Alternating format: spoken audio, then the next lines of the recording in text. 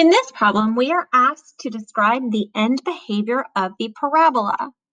So we need to look at the end on the left and the end on the right. To describe the end on the left, we're saying x is approaching negative infinity. As we go to the left on the x-axis, the x values become smaller and smaller and smaller. So we're saying as x becomes smaller, as the x values move to the left, what happens to the y values? In this case, our arrow on the end, the left end of the parabola is pointing down. So we can say that y is approaching negative infinity. Now we need to describe the arrow on the right.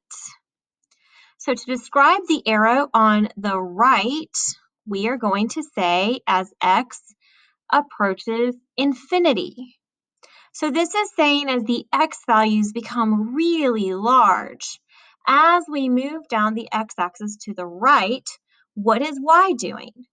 Our arrow is pointing down, indicating that y is approaching negative infinity. There are some patterns that you'll see when we're describing the end behavior of a parabola.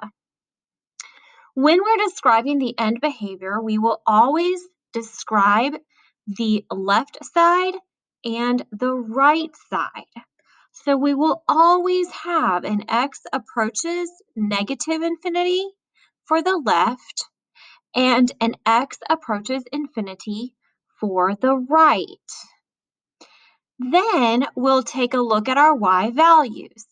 For a parabola, we should always be going the same direction with our arrows. The arrows will both go down or both go up. In this case, they both go down, so they both are approaching negative infinity.